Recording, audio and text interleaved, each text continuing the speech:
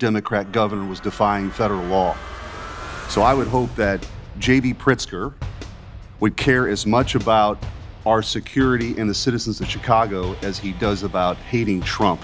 So it's not unprecedented. When you're defying federal law, the president has certain authorities, and I think the ranking member, who's my friend, knows that.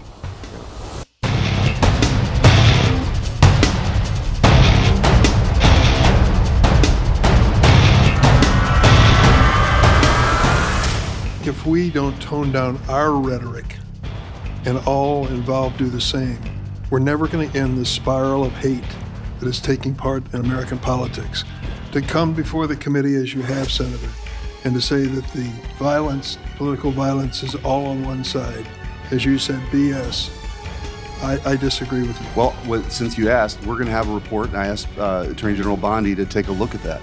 Take a look at left-wing political violence, because I'm not backing down. That this is not a both sides thing. It really isn't. Fairness, we should have both sides investigated.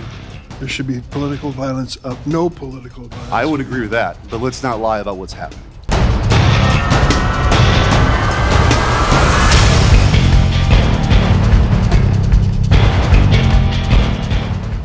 Thank you, Chairman Grassley.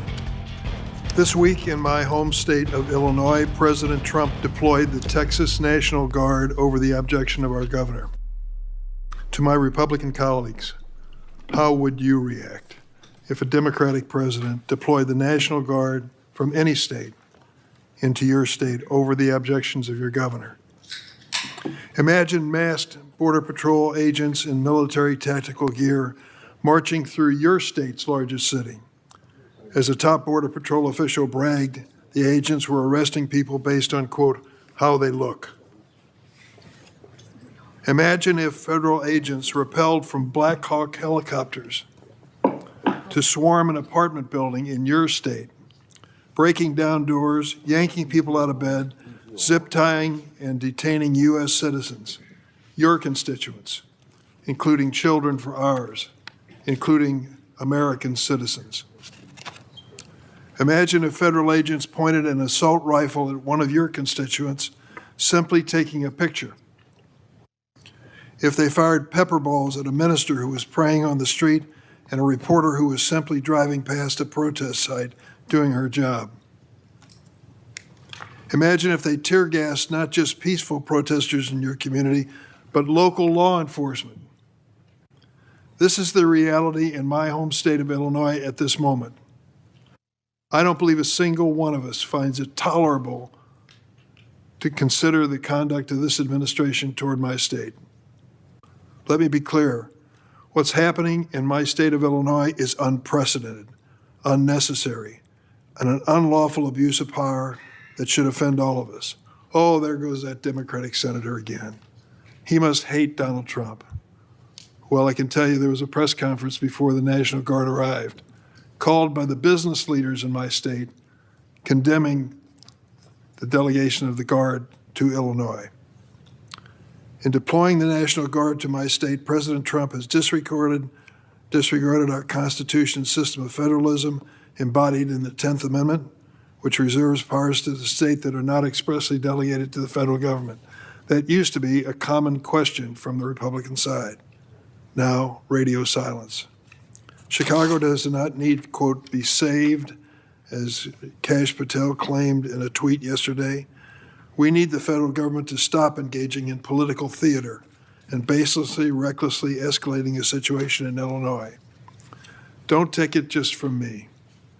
According to a sworn statement by Thomas Mills, police chief in Broadview, Illinois, DHS agents told the Broadview police that DHS would bring a, quote, excuse me for saying it, shit show to Broadview, including increased use of tear gas and pepper spray.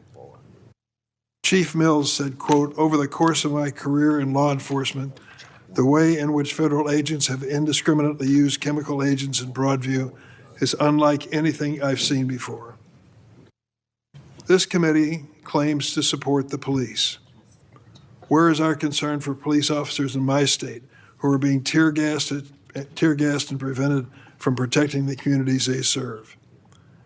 I also want to address another issue, and that was a hearing this week with the Attorney General. This week, I asked the Attorney General a simple question. What is the legal basis for the deployment of the National Guard in Illinois? You think that question was out of line? Obviously, she did. She refused to answer. Instead, she launched irrelevant and baseless personal attacks against me. She said my question proved that I hated Donald Trump, asking what the legal basis was for sending National Guard troops to my state. She suggested I was influenced by donations from a friend of Jeffrey Epstein, Reid Hoffman. She used his name. Well, I checked my staff records. I've never received a dime from Mr. Hoffman, have no idea who he is. It was just a talking point to avoid answering my question.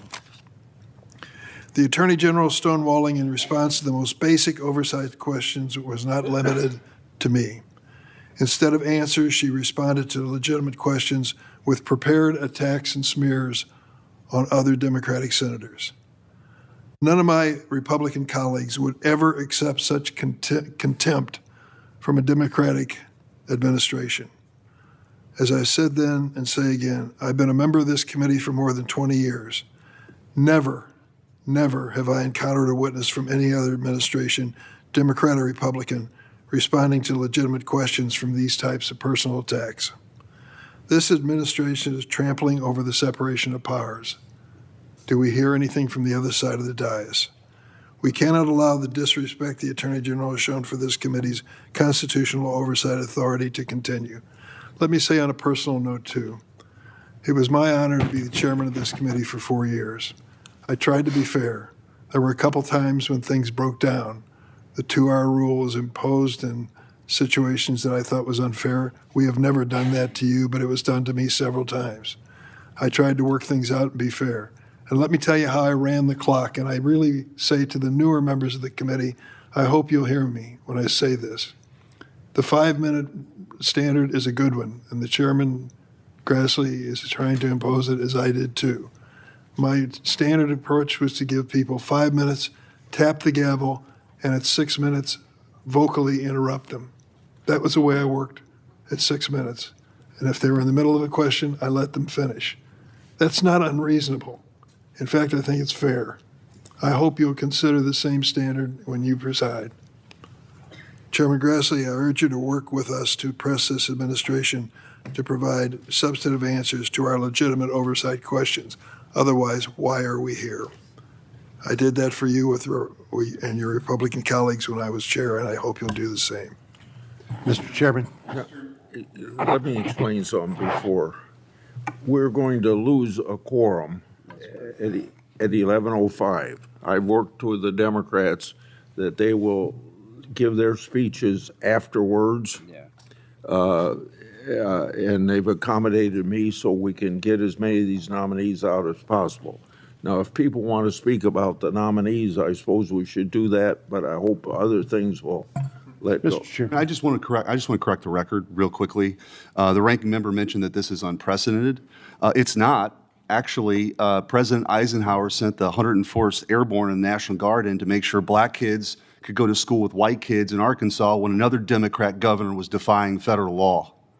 So I would hope that J.B. Pritzker would care as much about our security and the citizens of Chicago as he does about hating Trump. So it's not unprecedented. When you're defying federal law, the president has certain authorities, and I think the ranking member, who's my friend, knows that.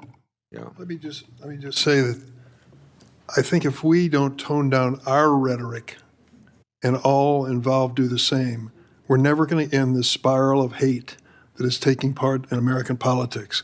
To come before the committee as you have, Senator, and to say that the violence, political violence, is all on one side, as you said, BS, I disagree with you. Well, since you asked, we're going to have a report, and I asked Attorney General Bondi to take a look at that. Political to take a look violence- at left-wing political violence, because I'm not backing down that this is not a both sides thing. It really isn't. In fairness, we should have both sides investigated.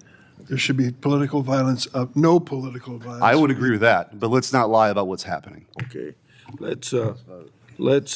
You heard what I said. Can we go to voting now? Okay. We'll now turn to. Something's going wrong with the mic. Is that? Oh, there. Back on again. My light is just on. I think you can hear me. I just wanted to be recognized on the Seventh Circuit nominee, and I wanted